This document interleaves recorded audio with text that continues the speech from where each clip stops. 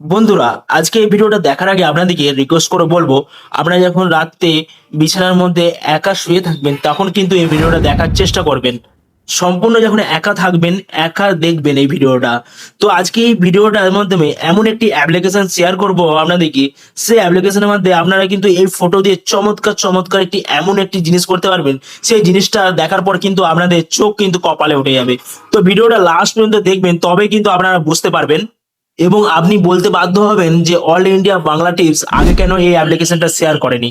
তো আজকে আপনাদেরকে এমন একটি অ্যাপ্লিকেশন শেয়ার করব, সেই অ্যাপ্লিকেশনের মধ্যে কিন্তু আপনারা এমন এমন জিনিস কিন্তু দেখতে পাবেন, সেই জিনিসগুলো দেখার পর কিন্তু আপনাদের চোখ সত্যি কিন্তু কপালে উঠে যাবে। তো ভিডিওটা লাস্ট পর্যন্ত দেখুন।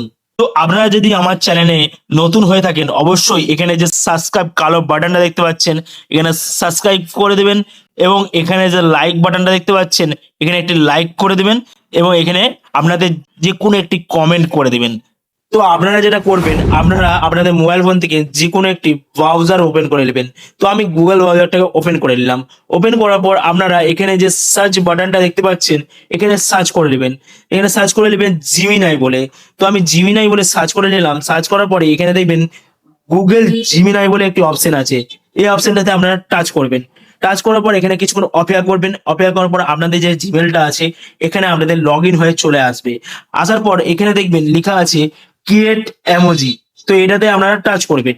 টাচ করার পর আপনারা এখানে এখানে কি করবেন, এখানে যে প্লাস আইকন বাটনটা আছে, এই আইকন বাটনটা প্রেস করবেন।